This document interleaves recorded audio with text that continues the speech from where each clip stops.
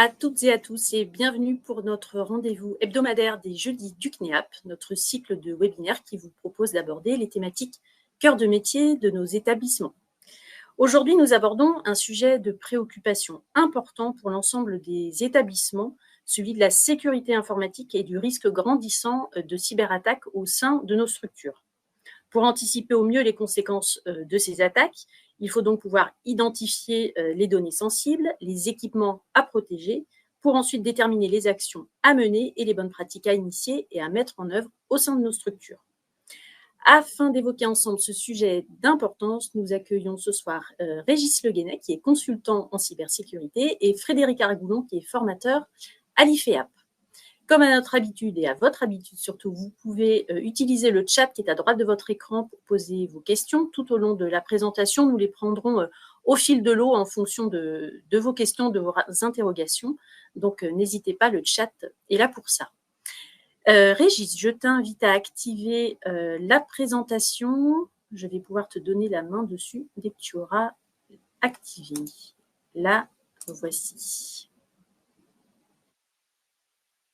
C'est parti. Hop, c'est parti. Eh bien, écoutez, merci. Bonjour à toutes et à tous. Merci de m'accueillir pour vous présenter un petit peu, en effet, ce sujet de sécurité numérique et de protection des données. Donc, sans plus attendre, je vous propose de démarrer. Et puis, en effet, si vous avez des questions, n'hésitez surtout pas. Donc, moi, je m'appelle Régis Le Guenec. J'ai une agence qui s'appelle IPCIP. Je suis situé en Bretagne et je travaille, en effet, avec le CNAP et l'IFEAP sur la partie RGPD et cybersécurité. Sujet du moment. Donc, on va commencer par voir quelques grandes lignes sur les enjeux de la sécurité informatique ou de la sécurité numérique. Et puis ensuite, on pourra répondre à la question posée, quelles sont les menaces pour mon établissement. Et je vous montrerai un petit peu à travers des exemples, comment vous êtes exposé aux risques informatiques, aux vilains hackers, etc. Pour commencer, je vais introduire cette présentation par une définition, mais ce n'est pas la lecture de la définition qui m'intéresse, mais c'est d'en extraire quelques points importants qui vont me permettre d'enchaîner. Donc, en gros, déjà, la cybersécurité, c'est un état recherché. Donc, on cherche à être dans cet état-là. Et cet état-là, en gros, il va nous permettre de résister à des événements, un peu comme une tempête, des événements issus de l'Internet, issus de ce qu'on appelle le cyberespace. Ces événements-là peuvent compromettre trois piliers, dont je reparlerai bien évidemment après, puisque ce sont les points pratiquement les plus importants à connaître, qui sont la disponibilité, l'intégrité et la confidentialité.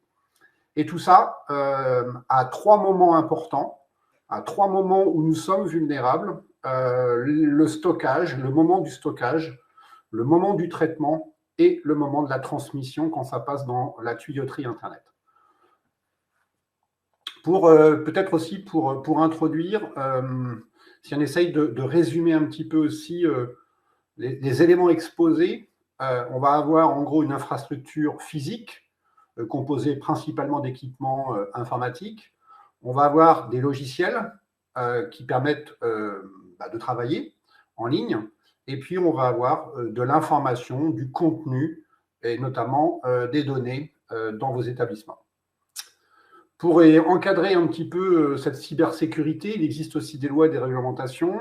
La loi de programmation militaire, la loi dans la confiance dans l'économie numérique, le règlement général sur la protection des données et d'autres lois qui, parfois, peuvent être un peu plus européennes, comme notamment le RGPD. Si on essaye de regarder un petit peu les préjudices, les impacts, il y a une forte explosion au niveau des coûts que ça engendre, qui est de l'ordre de 6 000 milliards de dollars pour ce qui est de l'année 2022, en sachant que 4 ans auparavant, 2018, c'était estimé à 600 milliards. 6 000 milliards étant la fourchette haute, certains parlent plutôt de 2 à 3 000 milliards, mais on voit bien qu'en l'espace de 4 ans, le coût a explosé et qu'on est bien en train de passer sur une tendance verticale, sur en effet une courbe plutôt exponentielle. Pour ce qui est des revenus, on est, donc ça c'est les bénéfices des vilains pirates, on est à peu près à 1500 milliards de revenus, ce qui équivaut à peu près au marché de la drogue, et avec un préjudice concernant l'économie française qui s'élève à peu près 7 milliards de dollars en 2022.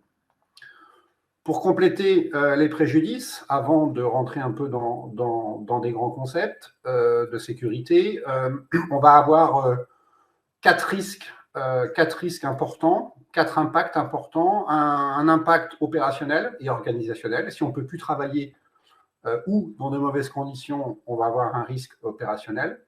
On peut avoir aussi un risque juridique ou réglementaire, puisque si on a des exigences réglementaires, et notamment dans le cadre du RGPD, il peut y avoir un risque juridique. Ensuite, on peut avoir également un risque réputationnel sur son image de marque, et puis parfois même un risque financier suite à des plaintes ou tout simplement des amendes qui peuvent en effet venir à des temps différents, venir impacter. Donc c'est souvent un effet domino. Ça peut commencer par un risque opérationnel ou réputationnel, ça peut engendrer ensuite un risque financier et ça peut finir sur un risque juridique. Voilà pour quelques éléments déjà de compréhension. Ensuite, on va commencer un petit peu dans le vif du sujet avec un dilemme. Le dilemme du défenseur et l'avantage de l'attaquant, c'est qu'en fait, on est toujours, on sera toujours à la bourre, on sera toujours derrière. On dit souvent que le gendarme est toujours derrière le voleur et ça ne s'inversera pas, ou que le chat et la souris, le chat court derrière la souris. L'idée, c'est d'essayer de réduire l'écart entre les deux, puisque plus l'écart est faible, plus c'est difficile pour celui qui court devant d'être agile. Donc en gros, dans l'avantage de l'attaquant et les dilemmes du défenseur, on va avoir en effet, le premier point, c'est que le défenseur, lui, doit défendre tous les points, là où l'attaquant peut choisir l'endroit le plus faible où il va pouvoir attaquer. Ensuite, le défenseur ne peut défendre que ce qu'il connaît, donc il est important de faire un inventaire, de faire une cartographie de son système, parce que l'attaquant, lui, va pouvoir choisir d'exploiter, on verra notamment la notion d'exploit plus tard, d'exploiter les points les plus vulnérables. Le défenseur se doit d'être vigilant en permanence, là où l'attaquant peut attaquer quand il veut. Je parlais tout à l'heure de la notion du stockage, du moment du stockage. Le stockage est un moment long, puisqu'on peut stocker des données très longtemps. Et ça, c'est une difficulté, parce que la vigilance, on va avoir du mal à la maintenir dans le temps. Et puis, dernier point, qui est important également, c'est le défenseur, lui, il doit respecter les règles, là où l'attaquant peut faire ce qu'il veut.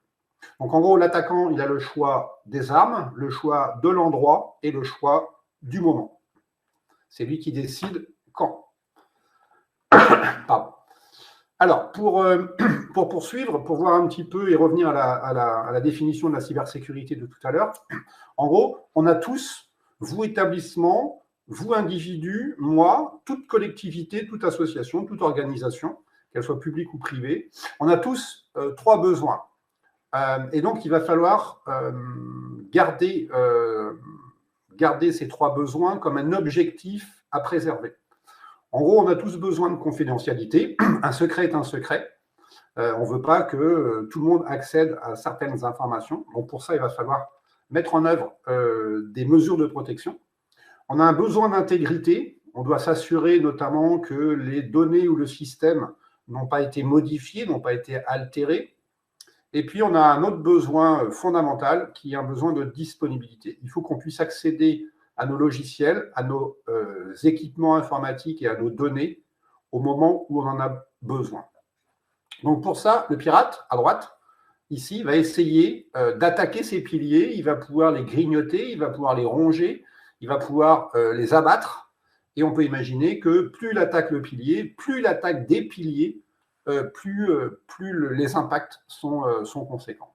Donc, la solution, dans un premier temps, en théorie, ça paraît simple, c'est de mettre des mesures barrières, des mesures de protection pour pouvoir justement protéger ces trois piliers.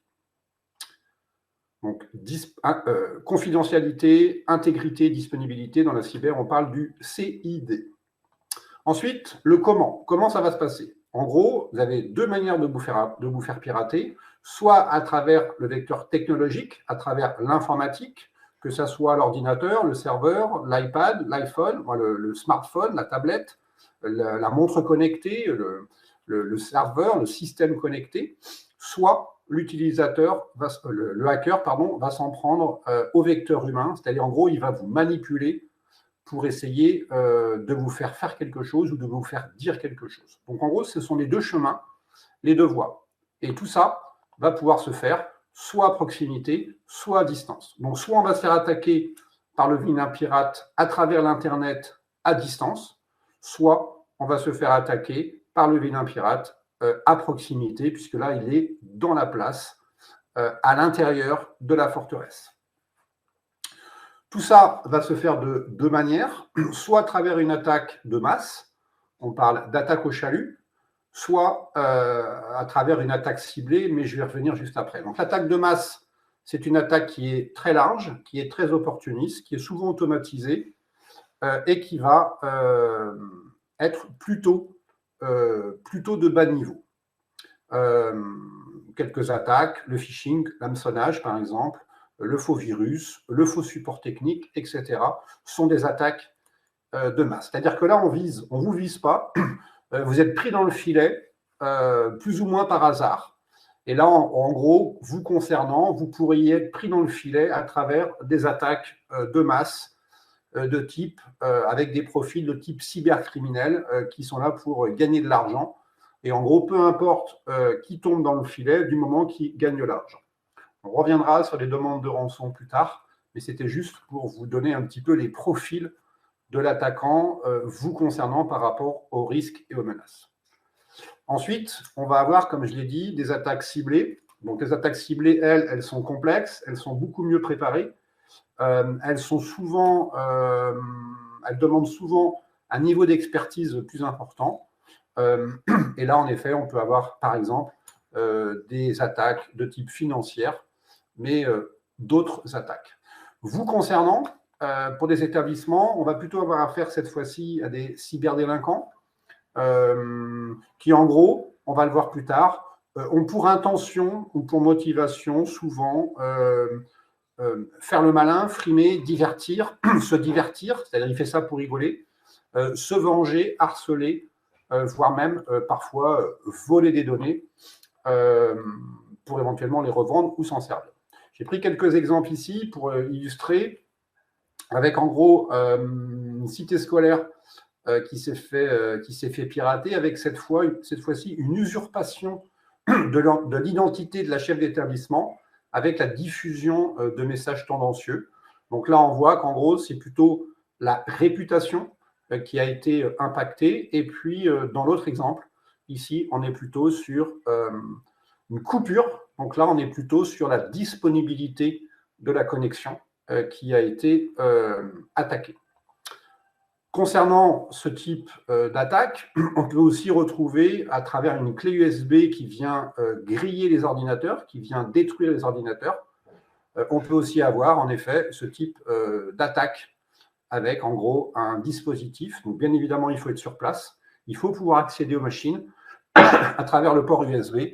Et en gros, en mettant cette clé USB dans un ordinateur, s'il n'a pas été protégé, on peut tout simplement saboter la machine. Voilà déjà quelques exemples. Notre définition qui me paraissait important aussi, et à nouveau pour essayer d'en extraire certains concepts que je vais pouvoir vous présenter juste après. La cybercriminalité, c'est l'ensemble des actes contrevenant aux traités internationaux et aux lois nationales, utilisant les réseaux, les systèmes d'information, donc en gros les réseaux et l'informatique, soit comme un moyen, donc un peu comme un outil pour réaliser un délit ou un crime, c'est-à-dire que l'informatique est utilisée comme un moyen, comme un outil, comme une arme, ou alors les ayant pour cible. Dans le droit et la lutte contre la cybercriminalité, il existe deux infractions avec l'aide du SI ou à l'encontre. Donc là, je vous le refais d'une autre manière, un peu plus illustrée. Soit, en gros, vous servez d'outil ou d'une arme pour attaquer quelqu'un d'autre, donc c'est avec l'aide, soit c'est vous qui êtes le trésor. Dans 3 quarts des cas, et c'est là que c'est important aussi de prendre conscience de ça, dans 3/4 des attaques, c'est plutôt sur la partie gauche avec l'aide de. Donc en gros, on pense souvent qu'en gros, c'est nous le trésor et qu'on a plus ou moins des choses à nous voler. Souvent, les plus optimistes pensent qu'en gros, ils n'ont pas grand-chose et qu'ils n'ont pas beaucoup de valeur, et ils oublient très très souvent, faute souvent de connaissances, justement, cette partie où on peut être utilisé comme une arme par destination. Si vous voulez des exemples, je pourrais vous en donner. Mais l'usurpation d'identité, par exemple, en est un exemple. Si on essaye de voir un petit peu, déjà, si on essaye d'évoquer le problème, et si déjà on essaye de répondre à la question des menaces, et bien en gros, globalement, on pourra voir un peu plus en détail quelles sont les menaces qui vous concernent, mais en gros, globalement, les menaces, le panorama des menaces, c'est ça. Donc en gros, déjà, les menaces, elles peuvent être soit d'origine naturelle, environnementale et humaine, et elles peuvent être aussi accidentelles ou délibérées. Je rappelle qu'une menace, c'est une cause potentielle d'un incident qui pourrait entraîner des dommages sur un bien si cette menace se concrétisait. Donc on va avoir le vol, la perte, la disparition, l'extorsion, on reviendra dessus, l'espionnage, l'écoute, la destruction, on en a parlé avec la clé USB, le détournement, le piégeage, la déstabilisation, la manipulation, la saturation, la dégradation des services, l'interruption, la coupure ou l'entrave, la divulgation d'informations ou la diffusion, et puis tous les risques naturels, puisqu'on a dit que ça pouvait être d'origine naturelle. Voilà en gros un peu le panorama des menaces auxquelles vous pouvez être confronté. Bien évidemment, pas toutes les menaces. Vous pouvez être confronté à du vol de données, bien évidemment. Vous pouvez être confronté à de l'extorsion, c'est-à-dire qu'en gros, un cybercriminel va tout simplement, par opportunisme et une vulnérabilité, une faille, on va voir juste après ce que c'est, en profiter pour vous bloquer, vous chiffrer vos serveurs, vos données, et va vous demander le paiement d'une rançon en échange. Ça peut être de la destruction, donc avec en effet des personnes plutôt sur place, qui peuvent en gros détruire, saboter, soit pour s'amuser, soit pour faire les malins, ce qui est à peu près pareil souvent, soit par rancune ou autre. Ça peut être aussi du piégeage d'équipement, de la saturation, de la dégradation, ça arrive beaucoup, mais heureusement qu'aujourd'hui les plateformes de suivi, Pronote, etc., ou d'autres plateformes, sont gérées au niveau national parfois, et ce qui fait que du coup, c'est géré en dehors de l'établissement, et ce qui permet d'être parfois géré par des équipes et des systèmes relativement puissants permettant d'assurer en continu un service de qualité ou légèrement dégradé. Ça arrive très souvent. Voilà, et puis l'interruption de la coupure, ça peut aussi arriver, on l'a vu dans l'actualité. Si vous n'avez plus de connexion Internet, parfois ça peut être compliqué. Et puis la divulgation d'informations, ou la diffusion d'informations, qui peut aussi poser quelques soucis. N'hésitez surtout pas, si vous avez des questions, à les poser dans le chat. Alors, j'ai parlé à l'instant de failles et de menaces, de failles et de vulnérabilités, pardon. Donc, en gros, elles sont de deux types, les vulnérabilités. Elles sont, dans un premier temps, et c'est ce qui est le plus connu, ce sont les vulnérabilités informatiques. Donc, en gros, une vulnérabilité, c'est une faille dans un système informatique qui, grâce à cette faille, va pouvoir être utilisée comme un moyen d'attaquer. C'est bien parce que cette fissure, elle existe, que l'attaquant, il va pouvoir tout simplement l'exploiter. Donc, en gros, si j'essaye à nouveau d'imager ça, en gros, il y a des trous, on a des vulnérabilités dans les systèmes, on pourra difficilement l'empêcher parce que le système évolue, il est dynamique. Et en gros, pour pouvoir passer à travers ce trou, passer à travers cette vulnérabilité, il existe des petits programmes qu'on appelle des exploits qui sont spécialement conçus pour exploiter cette vulnérabilité-là. Pour l'empêcher, pour empêcher un exploit de traverser une vulnérabilité et de passer de l'autre côté, il faut utiliser des correctifs, des patchs, des bouchons, des pansements, c'est comme vous voulez. Et ces patchs, en gros, qui est un petit morceau de code qu'on vient rajouter pour y apporter des corrections, on va le retrouver dans les mises à jour. D'où l'intérêt de mettre à jour ses systèmes, son téléphone, ses tablettes, ses équipements, le plus rapidement possible, puisque le fait d'avoir ces trous, d'avoir ces fissures, va permettre à un attaquant de rentrer dans le système informatique de l'établissement. Voilà. Et puis l'autre vulnérabilité, cette fois-ci, elle est plutôt humaine. Elle peut être aussi d'ordre organisationnel. Mais ici, on va s'intéresser plutôt aux vulnérabilités humaines. C'est-à-dire que dans ces cas-là, on est plutôt sur des failles d'ordre psychologique et social. Donc, on est plutôt ici maintenant dans les sciences sociales, sciences comportementales, les neurosciences. Et en gros, quelqu'un va tout simplement, à travers des techniques de manipulation, essayer de vous faire ou de vous faire dire quelque chose. Donc là, on est toujours sur des vulnérabilités, sauf que cette fois-ci, l'attaquant va utiliser des techniques d'ingénierie sociale qui, en gros, sont des méthodes et des techniques de manipulation qui vont permettre d'obtenir un accès ou une information sensible. Si j'essaie d'illustrer cette idée, par exemple, on va vous faire cliquer sur un lien pour vous emmener dans un piège, tout simplement en remplaçant un caractère par un autre. Le but ici, ce n'est pas une attaque technique informatique, c'est juste une attaque où, en gros, par manque de vigilance, par manque d'attention, par manque de connaissance, on va se faire avoir. 80% des attaques se font sur le vecteur humain à travers, justement, l'exploitation des vulnérabilités humaines pour ensuite attaquer le système informatique si besoin. Parmi aussi les choses sur lesquelles il faut porter attention, c'est notamment de naviguer sur les sites web uniquement en HTTPS, surtout si on nous demande de renseigner des éléments comme un mot de passe. Je rappelle qu'en effet, le mot de passe est quelque chose de prioritaire. Il faut des mots de passe robustes. Il faut plusieurs mots de passe. Comme ça, si je me fais voler un mot de passe, ce n'est pas tout qui est remis en cause. Et il faut, comme dans certains cas, dans certaines structures, une armoire à clé. Et bien là, il existe des gestionnaires de mots de passe où on vient tout simplement y stocker ces mots de passe. Donc, si on reste un petit peu sur cette idée d'hameçonnage, là, on va parler de phishing.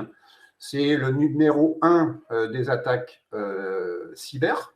Donc, ici, le but, c'est de vous faire croire à quelque chose. Donc, on est bien dans une attaque de manipulation. Bon, il y a plein de scénarios possibles. Hein. Il y a le colis, il y a les impôts.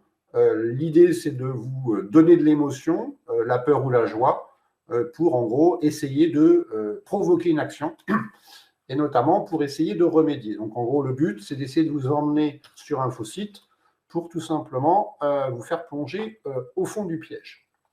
Attention quand même au HTTPS, puisque le HTTPS ne protège que le transport, la transmission d'un point A à un point B d'un mot de passe. Et même si, comme on le voit à l'écran sur Alice à gauche, le mot de passe est robuste, on a un mot de passe qui est plutôt bien fait, bien forgé, et bien en gros, malheureusement, si on est sur un site d'un pirate, à droite, donc, le pirate va récupérer tout simplement le super mot de passe d'Alice, mais de façon sécurisée.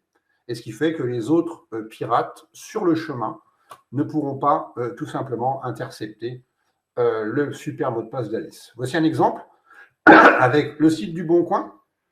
En fait, il y a un cadenas, donc il est en HTTPS, sauf que, vous ne l'avez peut-être pas remarqué, mais on n'est pas sur le site du Bon Coin, on est sur le site du Bon Colne. Ils ont remplacé le I par un L. C'est plutôt du bas niveau, mais c'est relativement efficace. Et en gros, il existe à peu près plus d'1,5 million de sites de phishing qui sont créés chaque mois, dont les 3/4 utilisent le protocole HTTPS. Donc, je voulais, dans cette présentation rapide, insister sur le fait que ce n'est pas parce que c'est en HTTPS que tout va bien. Ça ne protège que le transport d'un point A à un point B. Et à nouveau, si à l'autre bout du tuyau, vous avez une crapule, vous avez un pirate, et bien en gros, vous lui transmettez de façon sécurisée votre mot de passe. Voilà, donc ça c'était le phishing, parce que le phishing, ça fait partie des attaques les plus courantes. Un autre type d'attaque, c'est les attaques par rançon logiciel. Donc en gros, c'est une attaque d'extorsion. L'objectif, c'est de vous bloquer vos données, donc c'est du racket numérique, c'est une prise d'otage numérique où, en gros, l'attaquant va tout simplement chiffrer les données sur les ordinateurs et sur les machines et rendant ainsi impossible la disponibilité, vous vous rappelez les 3 piliers de tout à l'heure, rendant ainsi la disponibilité des documents impossible à ouvrir. Les documents sont toujours sur la machine, sur le serveur, sur l'ordinateur, mais en gros, vous ne pouvez tout simplement pas les ouvrir. Il existe également aussi des fuites de données ou des piratages de données. Et là, en gros, il y a aussi des notions de responsabilité, notamment à travers le règlement général sur la protection des données, qui est un règlement européen, et qui vient encadrer, qui vient exiger auprès des structures publiques et privées en Europe d'avoir un niveau de conformité, un niveau d'exigence à la protection des données à caractère personnel. Donc ça, c'est un vrai sujet qu'il faut prendre à bras-le-corps, puisqu'en plus, normalement, étant passé au journal officiel en 2016, ils ont laissé 2 ans pour pouvoir se mettre en conformité. Et normalement, au 25 mai 2018, toutes les organisations publiques ou privées doivent être en conformité. Je vous parlais tout à l'heure de saturation, ce qu'on appelle une attaque par déni de service. En gros, c'est une attaque souvent faite à plusieurs, une attaque collective de saturation. Donc, on vient noyer, on vient inonder un service, un serveur, pour tout simplement le rendre indisponible. On rejoint encore l'idée de tout à l'heure d'attaquer la disponibilité, c'est-à-dire de faire en sorte qu'il n'y a plus d'informatique. Et le problème, c'est qu'avec la transformation numérique des organisations, vous avez dû le sentir, tous nos actifs immatériels ont basculé vers le tout numérique. Et aujourd'hui, si vous n'avez pas d'informatique, si vous n'avez pas de réseau, si vous n'avez pas de données, eh bien on ne peut tout simplement pas travailler. Donc en gros, ça devient vital pour l'activité justement de disposer de la disponibilité des services numériques et des services informatiques. Donc, en gros, l'idée de l'attaque de déni de service, c'est tout simplement une saturation. C'est qu'en gros, à plusieurs, on vient saturer un service pour tout simplement rendre indisponible son usage. Avec un raz-de-marée numérique, un tsunami numérique, pour faire en sorte que le service ne peut pas fonctionner. Ça peut durer quelques minutes ou ça peut durer plusieurs heures ou plusieurs jours. Une autre attaque, donc plutôt là sur la réputation, c'est ce qu'on appelle du barbouillage numérique, du défaçage, un peu comme un graffiti sur la porte d'entrée ou sur le bâtiment ou dans le hall, avec un message de revendication. Donc là, on est plutôt, en effet, sur des populations cyberdélinquants, activistes, voire, dans certains cas, cyberterroristes, qui, en gros, vont vouloir revendiquer une idéologie. Et en gros, cette fois-ci, ça se voit, contrairement à la plupart des attaques, pour pouvoir tout simplement véhiculer le message. Donc là, on va arriver dans des problématiques de confiance, de crédibilité, de réputation, qui peuvent aussi, et on le voit aujourd'hui avec la désinformation, qui peuvent aussi poser de graves problèmes dans la pérennité de l'activité et de la crédibilité. Voilà, je vous ai donc présenté quelques menaces auxquelles vous pourriez être exposés, et puis je vais finir par vous parler un peu des conseils et des bonnes pratiques pour essayer d'avancer un peu sur le sujet, même si vous l'avez bien compris, ce n'est pas en 30 minutes qu'on va pouvoir répondre à tout ça. Ça demande des connaissances, c'est souvent la première étape, et ça prend aussi beaucoup de temps, parce que la menace, elle est très large.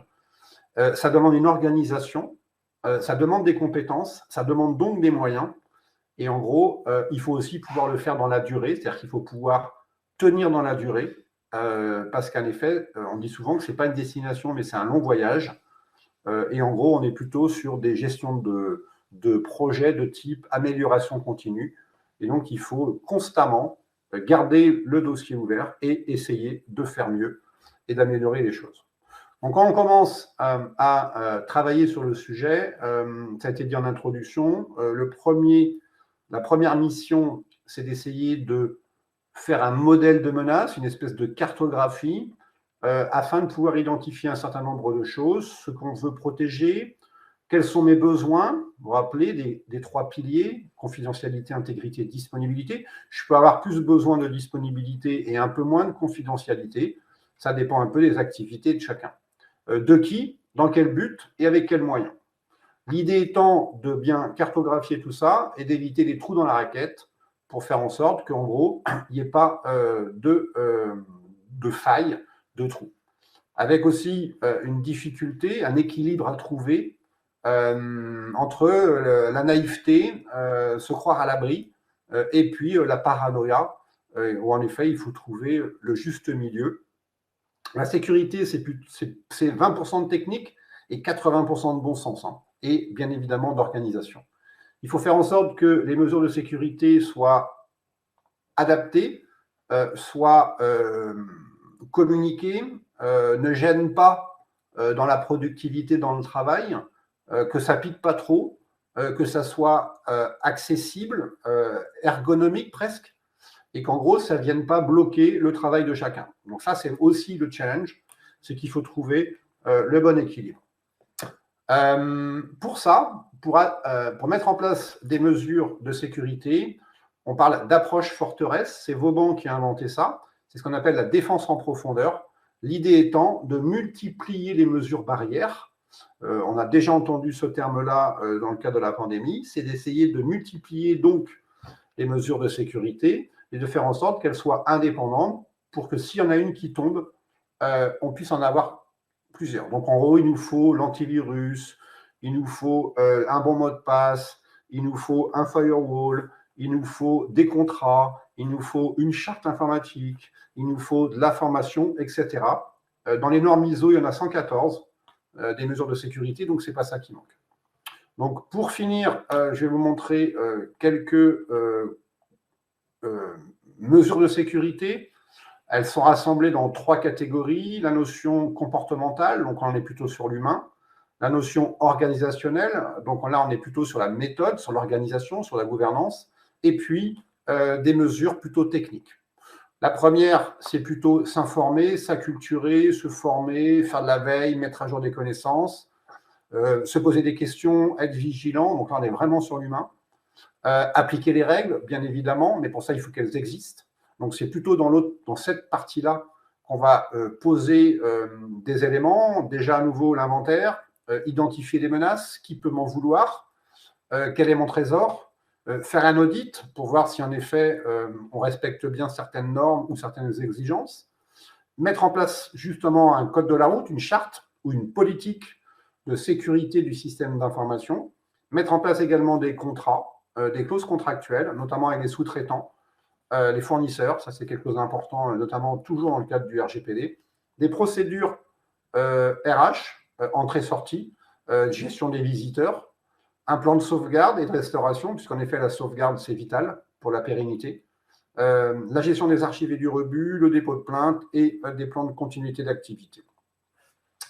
On va également avoir sur les derniers chapitres des mesures techniques, comme par exemple l'antivirus, le firewall, faire ces mises à jour, on l'a vu, afin de boucher les failles, de pallier aux problématiques de vulnérabilité et de fissures dans les systèmes, mais aussi dans notre tête. Les techniques de chiffrement, donc en gros protéger les données à caractère personnel, notamment comme ça, en cas de fuite ou en cas de vol, les données sont protégées un peu comme si on avait mis une carapace, un coffre, une enveloppe autour des données, avec bien évidemment une clé, un cadenas. Donc la clé, c'est pareil, il ne faut pas la laisser traîner. Donc on la met dans un endroit sécurisé, comme un gestionnaire de mot de passe. Donc il en existe plusieurs.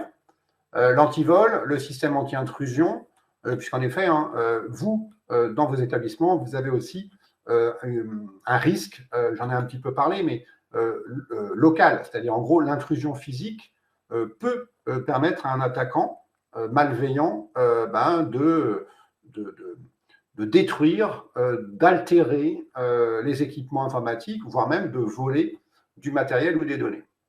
Voilà, donc ça, c'était rapidement pour vous donner quelques éléments de compréhension. J'espère que ça vous a plu. Je vous remercie. Si vous avez des questions, je suis à votre disposition. Merci. Merci Gilles pour toute cette science que tu nous as apportée ce soir. Alors, je vais laisser un petit moment la parole à Frédéric Argoulon, donc de l'IFEAP, puisque forcément sur ces thématiques de cybersécurité, de protection des données, l'IFEAP est également à l'œuvre dans le cadre des formations. Donc, Frédéric, si tu peux nous évoquer un petit peu ces formations, c'est à toi. Merci, bonsoir à tous. Je crois qu'au regard de ce que Régis a pu nous dire, c'est vrai comment parler de cybersécurité sans se faire un peu peur, mais je crois que là, il faut regarder aussi la réalité en face, ça existe, hein, plutôt que de faire l'autruche. Et puis comment peut-être faire un premier pas, puisque évidemment, tout ce qu'a nommé Régis, et je pense qu'il sera d'accord avec moi, ça paraît conséquent, en tout cas ça peut paraître, tout ne l'est pas forcément, mais en tout cas l'idée c'est d'enclencher une démarche. Et là, le chemin de la formation en est une, Régis l'a évoqué, il y a la question de la montée en compétences, de la sensibilisation et évidemment les chefs d'établissement, les managers, mais tout le monde est concerné au sein des établissements, mais il faut que les managers soient à l'initiative, sinon on comprend bien qu'il n'y a pas d'harmonisation des pratiques. Régis l'a dit, l'humain est une faille énorme. Et s'il n'y a pas une harmonisation, effectivement, on crée des brèches. C'est là que ça devient un peu plus compliqué et que une personne qui est moins sensibilisée va appuyer, cliquer au mauvais endroit et voilà, et se piéger ou piéger l'établissement. Donc, dans ce cadre-là, depuis 2 ans à peu près, on a pris ce chemin de la formation à l'IFEAP avec Régis. Et on propose notamment deux manières d'aborder ces questions de cybersécurité et de gestion des données, RGPD, à la fois au cours d'un parcours de formation qui s'appelle « Conduire la transformation numérique ». On en a déjà parlé au jeudi du CNEAP. Parcours dans lequel on aborde la question des outils au service du manager, mais il y a aussi une partie, il y a 2 journées en distanciel animé par Régis autour de la cybersécurité et de la gestion des données. Donc, c'est une première approche à travers ce parcours de formation qui d'ailleurs démarre en janvier 2024. Et puis, une deuxième possibilité, c'est au catalogue. On a aussi inscrit cette année une formation cybersécurité et protection des données dans mon établissement scolaire. Quelle gouvernance et donc là, on a un produit de formation qui se déroulera, si je ne dis pas de bêtises, au mois de février à Redon. Donc, vous retrouverez les dates, ça doit être 22 et 23 février, sur notre catalogue. Donc, vous pouvez aussi vous inscrire pour pouvoir venir découvrir un peu plus en présentiel aussi, animé par Régis, des éléments autour de ce qu'on a dit ce soir, évidemment, d'aller beaucoup plus loin, et puis de comment, de se dire, mais comment je vais prendre les choses, par quel bout je vais pouvoir les prendre dans mon établissement, et c'est important. Et puis, par ailleurs, s'il y a des demandes particulières en intervention directement dans les établissements, en intra, évidemment, on peut réfléchir ensemble avec Régis à une possibilité d'intervention et de sensibilisation aussi de tout le personnel dans les établissements. Donc, voilà la manière dont, pour l'instant, à ce jour, on aborde cette question-là à l'IFEAP, accompagné évidemment par des experts comme Régis. Merci Frédéric. Alors, il y a une question, une demande de conseil, en tout cas dans le chat de Christian, qui voudrait justement avoir des conseils pour le choix de l'antivirus. Gilles, est-ce que tu peux nous donner justement des conseils à ce sujet? Oui, donc l'antivirus, alors ça dépend des... Si vous avez Windows 10 ou Windows 11, donc en gros une version assez récente de Windows, en gros, enfin, il y a un antivirus digne de ce nom à l'intérieur. Donc en gros, c'est pas la peine d'en mettre un nouveau. Et surtout pas un deuxième. Parce qu'en gros, l'antivirus est quand même plutôt un outil qui va demander beaucoup de ressources.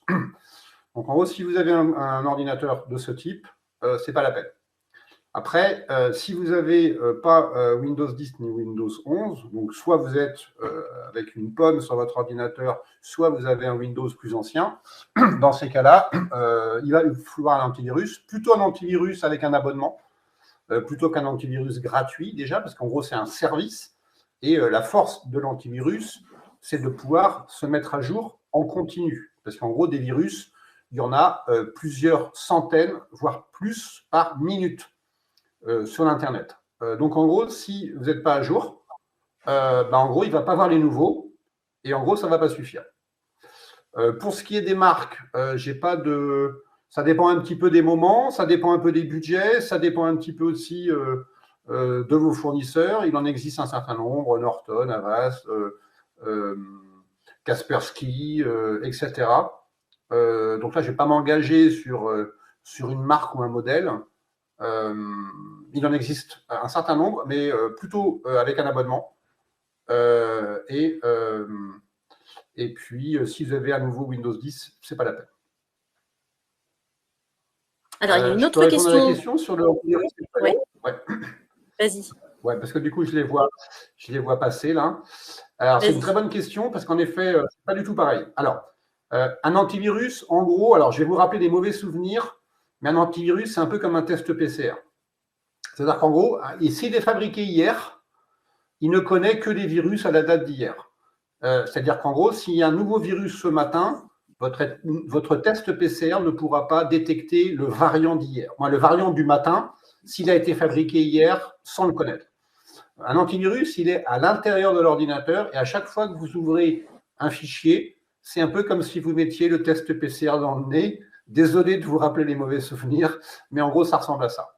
Le firewall, lui, on est plutôt sur un vigile à l'entrée de l'ordinateur, un gardien, qui va ne laisser passer, avec des étudiants, je parle d'entrer à la discothèque, ils comprennent tout de suite, d'un gardien qui se trouve à la porte et qui va laisser passer certains, mais pas d'autres.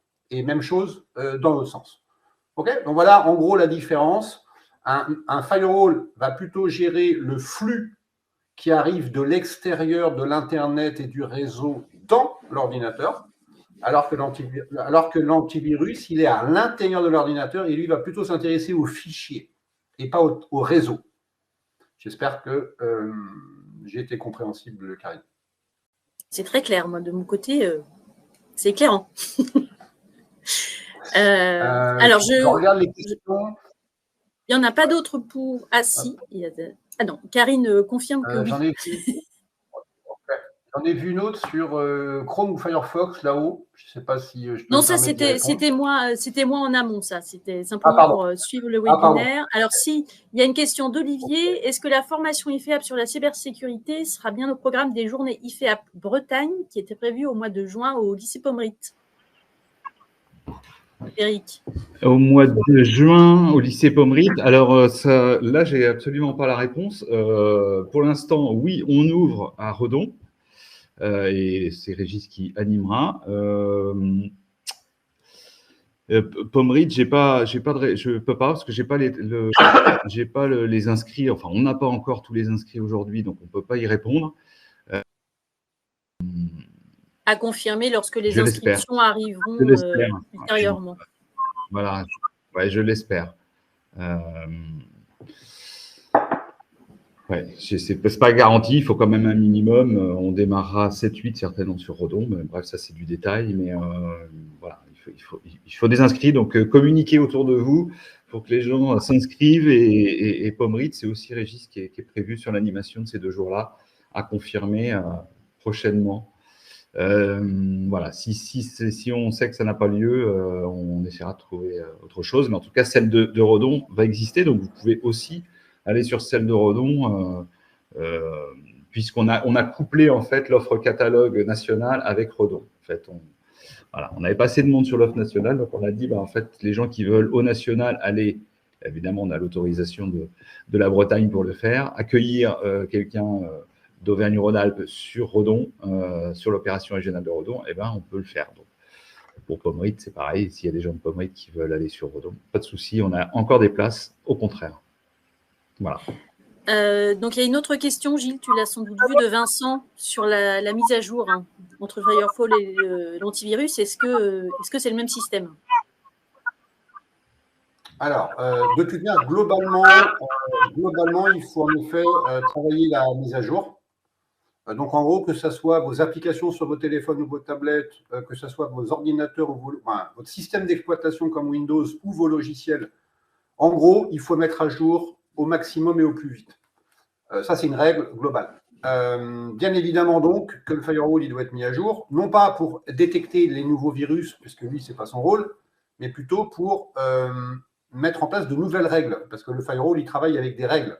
C'est-à-dire qu'en gros, on l'a prévenu, on lui a dit, si tu vois arriver ça, tu ne le laisses pas rentrer. Si tu vois arriver ça, tu peux le laisser rentrer.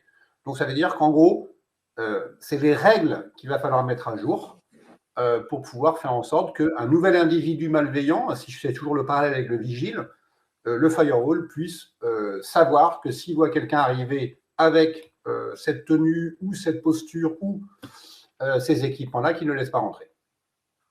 J'espère que ce parallèle vous permet de comprendre. Question sur le RGPD, c'est peut-être plus pour Frédéric. Je ne sais pas si la question s'adresse à Frédéric dans le cadre des formations ou plutôt à Gilles. Karine demande s'il y aura des précisions sur le RGPD. Alors, si c'est dans le cadre des formations, tout à fait. Il y a un temps beaucoup plus, évidemment, plus précis sur le RGPD, la mise en conformité, les registres de traitement, etc. Donc, ce sera le cas dans le cadre de la formation sur conduire la transformation numérique, ou ce sera le cas aussi à Redon, où c'est prévu au programme cybersécurité et protection des données. Donc, oui. Très bien. Alors, Régis a eu une petite coupure. Donc, on va voir s'il a le temps de revenir avant que j'arrive à la conclusion du webinaire. Olivier pose une question. Est-ce que les sauvegardes sur bande sont vraiment moins piratables? Alors, je ne sais pas si Frédéric, tu peux répondre à cette question. Alors là, pour le coup, moi, je n'ai pas la réponse. Mais alors, Régis, pour l'instant, ne se reconnecte pas. Je vais voir si je peux le récupérer, mais je pense qu'il y a eu une coupure réseau. J'espère qu'il ne s'est pas fait pirater. Ce serait un comble.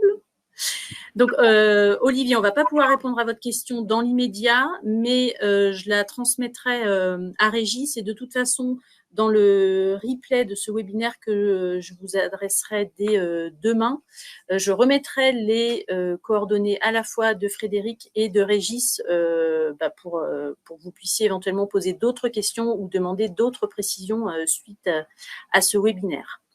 Et nous arrivons de toute façon, effectivement, au terme de ce webinaire. Je voulais vous rappeler qu'en cas d'attaque, parce que c'est déjà arrivé au niveau de la messagerie notamment, vous savez qu'au sein des services parisiens, Sylvain Lisan, qui est notre responsable technique informatique, est là et réagit de manière très rapide et peut vous aider en cas de difficulté. Donc, n'hésitez surtout pas. Je me permettrai également, avec son accord, de mettre ses coordonnées, mais vous devez les connaître dans le mail que je vous adresserai demain.